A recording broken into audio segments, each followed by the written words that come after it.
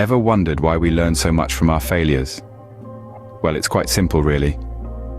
You see, in this great symphony of life, failures are like the off-key notes that remind us we're not quite hitting the right tune. They're the little bumps in the road, the rain on our parade, the burnt toast of our breakfast. But here's the thing about failures. They're not the end of the world. In fact, they're often just the beginning of a great learning curve. Think about it. Every time we trip up, we're given a chance to reflect, to reassess, and to come back stronger. It's like when you're a child learning to ride a bike.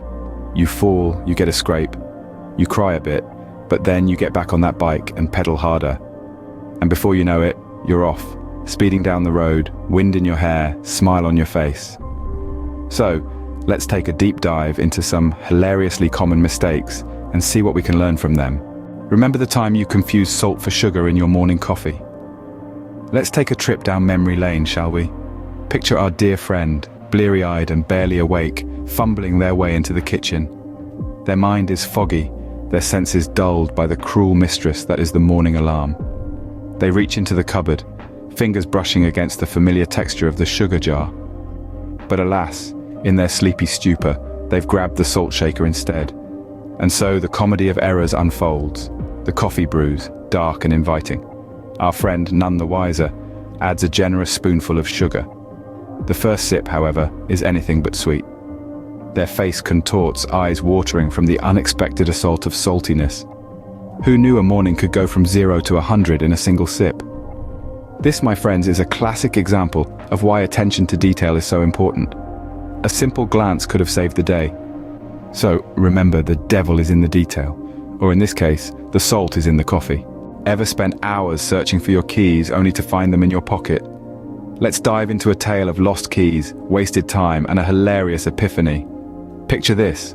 Our friend Sam, always in a rush, always forgetting something. One day, Sam spent a solid 3 hours turning his house upside down, looking for his missing car keys.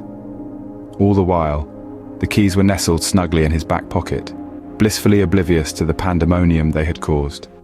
Sam's frantic search turned into a comedy of errors, with him retracing his steps from the week before, even suspecting his innocent cat of a kidnapping conspiracy.